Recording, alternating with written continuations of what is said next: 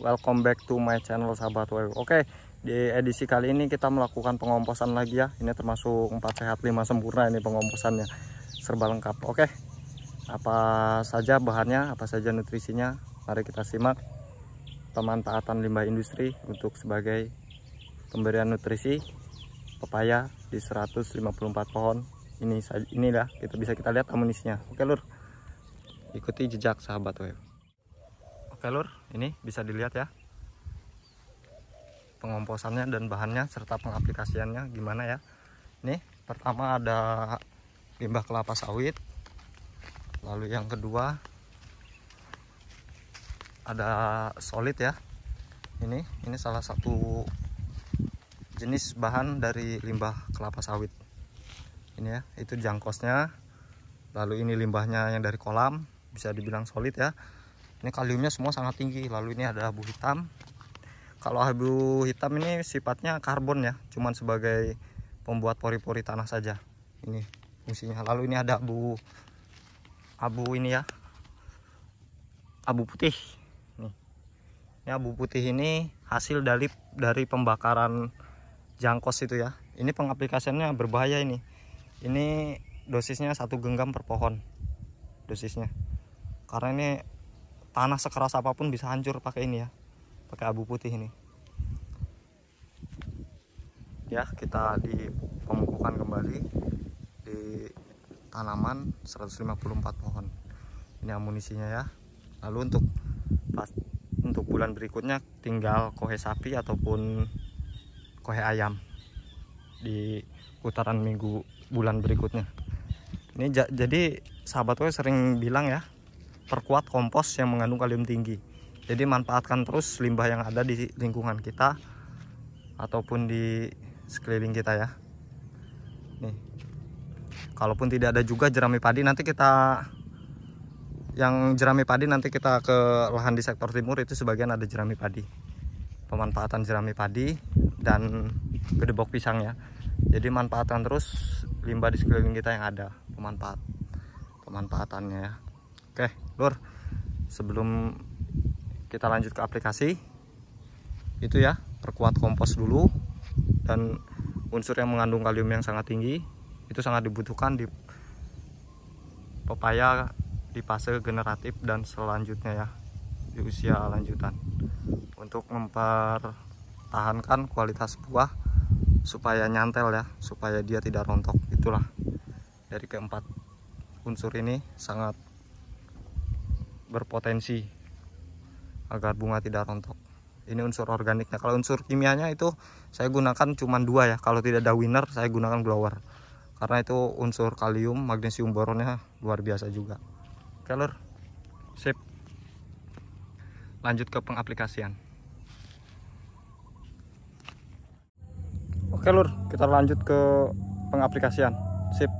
Di aplikasi pertama ya, itu ada pupuk jangkos. Ini saya aplikasikan di paritnya ini ya, di antara sela-sela parit tanaman dengan tanaman ya. Ini saya sistem gini. Ini sebelumnya sudah saya tangkos lagi, cuman dia sudah kempes ya, lalu kita timpah lagi. Jadi jangan biarkan nutrisi itu habis, sebelum habis kita timpah lagi. Ini pengaplikasiannya. Bisa dikelilingin juga atau bisa dengan sistem seperti ini. Tapi sistem seperti ini lebih efisien ya, karena dia ujung akar sini makan, ujung akar sini makan. Cuman kelemahannya dia tidak bisa nimbun ya. Beda sama yang dikelilingin masih bisa nimbun, itu saja bedanya.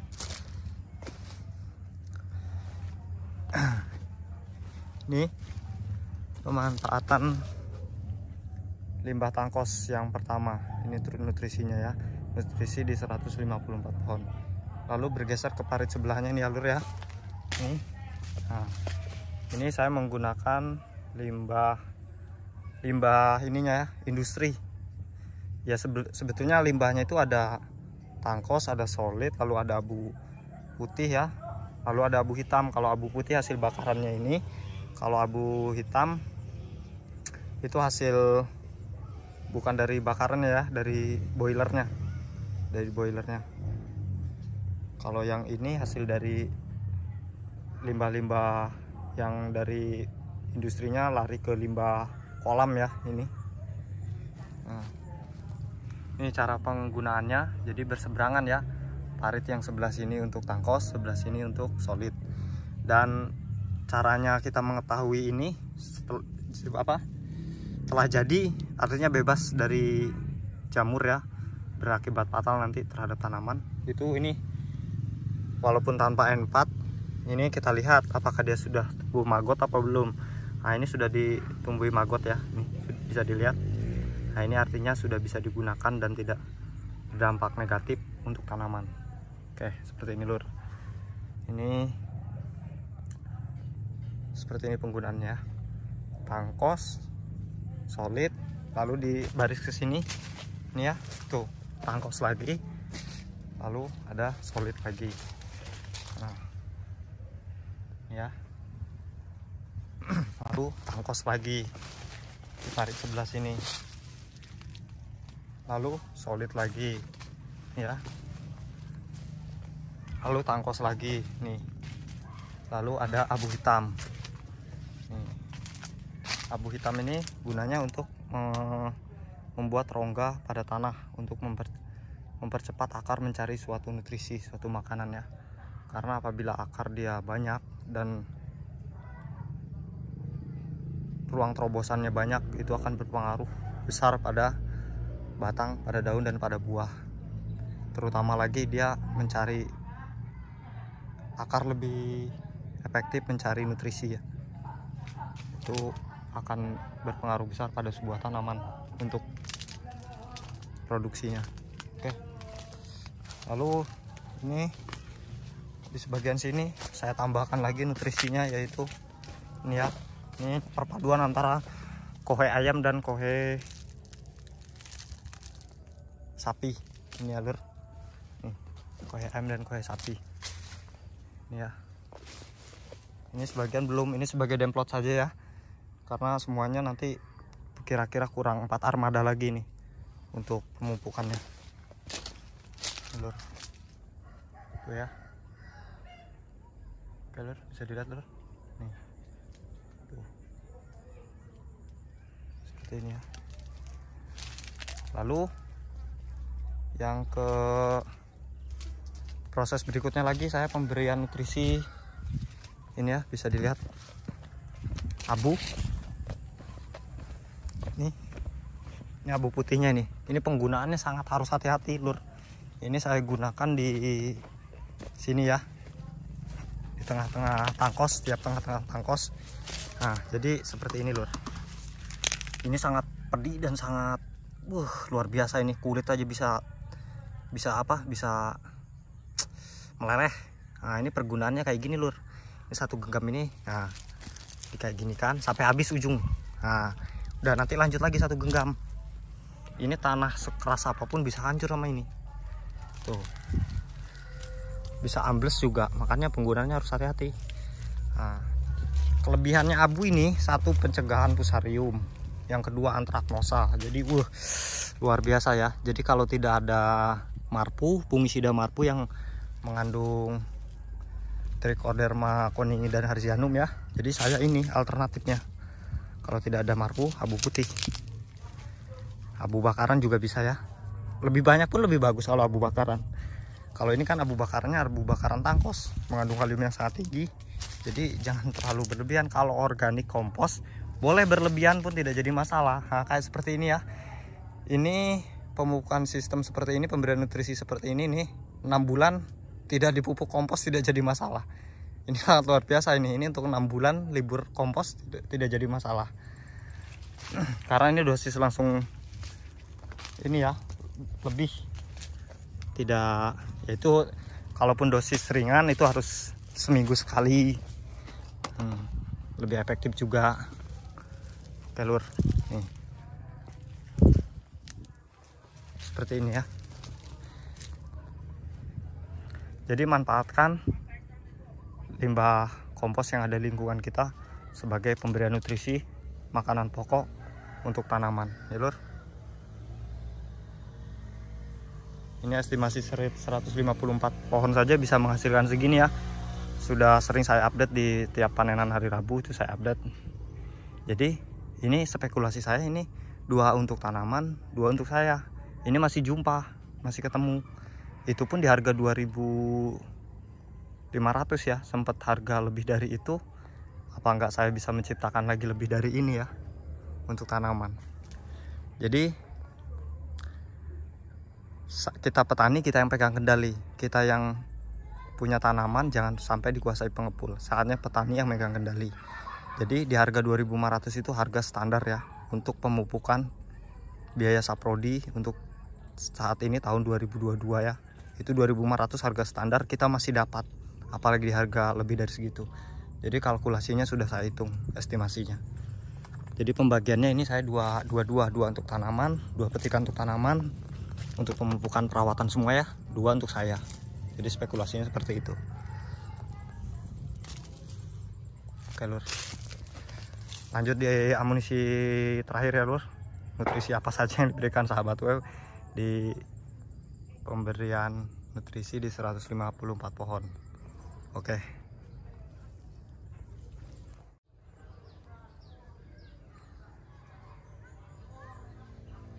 Oke lur, lanjut kita di pemupukan terakhir ya. Ini salah satu jurus andalan sahabat web ya. Ini Mutiara Yaramila Winner. Kalau tidak ada, sahabat web pukimnya menggunakan Mutiara Grower ya. Itu saja. Ketika dia sudah di fase usia generatif dan seterusnya ya, sampai usia lanjutan, sampai bisa ada yang sampai berumur 10 tahun ya. Ini bisa dilihat nih tuh 10 tahun ini lur. Jadi ini masih bisa terus tumbuh, tergantung kita bagaimana merawat tanah ini ya. Bisa terus tumbuh, tapi kan kita sulit di pemanenan, itu saja. Jadi itu triknya sahabat web, perbanyak kompos seperti yang ini dilihat ini ya tadi. Perbanyak kompos, penggunaan kimianya sedikit. Yang penting komposnya mengandung kalium yang sangat tinggi. Lalu untuk pemupukan dari 2 bulan dan selebihnya diutamakan yaitu menggunakan Grower dan Winner ya, itu saja. Tapi kalau tidak ada, bisa nanti unsur tambahannya seperti Te, magnesium, kalsium, boron. Itu kita gunakan kemasan yang dijual di toko-toko pertanian ya sebagai tambahan unsur Te-nya. Tapi karena Winner dan Grower itu sudah lengkap, jadi kita pemakaiannya cukup pupuk tunggal saja. Nah ini saya tambahkan, ini yang putih ini KCL ya, KCL dari AKP. Nih, dia seperti ZA, seperti borat pentahidrat ya. Nih bentuknya. Ini saya gunakan untuk tambahan saja sih sebetulnya. Oke, lanjut saya ke pengaplikasian terakhir ya di pemberian nutrisi 154 pohon. Untuk dosis biasa ya, paling minimal itu sebulan sekali 1 genggam per pohon. Ini sahabat web menggunakan 1 genggam per pohon ya. Ini kalau bagusnya pemupukan dilakukan dengan pengocoran. Untuk sudah produksi seperti ini ya, itu NPK Grower atau Winnernya 5 kilo, tambahkan lagi kalau memang ada KCL kloridanya, kalium kloridanya itu 2 kilo. Lalu kalsiumnya sekilo ya. Tapi kalsium lantaran di sini udah ada, tidak apa-apa 7 kilo lah. Antara kalium klorida dan ini ya, NPK Winnernya ataupun NPK Growernya 7 kilo. Nanti dosisnya 1 gayung per tanaman, air 200 liter. 1 gayung atau 2 gayung per tanaman. Oke, seperti itu. Seperti ini alut. Jadi ingin sehatnya tanaman, ingin panjangnya umur tanaman, tergantung kita yang merawat ya. Bagaimana cara merawatnya? Seperti itu ya. Jadi kalau sahabat saya sendiri, yaitu dengan cara perbanyak kompos, lalu pukimnya apa yang dibutuhkan saja, unsurnya apa yang dibutuhkan oleh tanaman kita lihat. Seperti itu ya. Kita cukupkan 1 genggam saja lur, sebulan sekali wajib ya. Ditambah lagi dengan dolomit. Cuma untuk dolomit sahabat web sebulan sekali itu tidak terlalu dilakukan tidak masalah karena terdapat kalsium ini ya. Ini kalsium fungsinya untuk akar, untuk pembenahan tanah juga, untuk kalsium. Tapi sahabat WE mungkin besok tetap di dolomit juga karena itu kebutuhan wajib ya dalam pembenahan tanah. Oke lur, nanti kalau itu ya jadi pokoknya dari sekian banyak unsur komposisi organiknya kalian pilih salah satu. Kalau tidak ada itu ya, alternatif lain bisa menggunakan batok kelapa, sampah semua lah ya, limbah rumah tangga ataupun limbah industri, bisa menggunakan gedebok pisang, bisa menggunakan jerami. Nanti saya usahakan nanti ke sana ke kebun di sektor selatan penggunaan jerami ya, khususnya untuk di Pulau Jawa.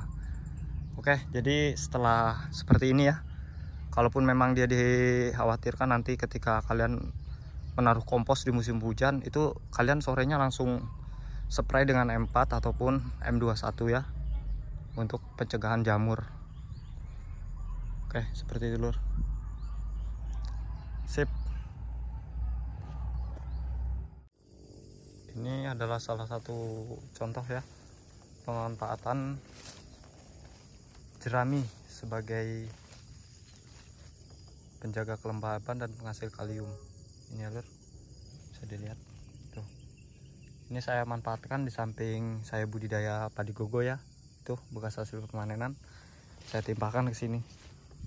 Jadi manfaatkan terus limbah yang ada sekeliling kita ya, untuk kita jadikan kompos sebagai penyedia kelembaban dan nutrisi kalium untuk tanaman. Oke. Ya lur.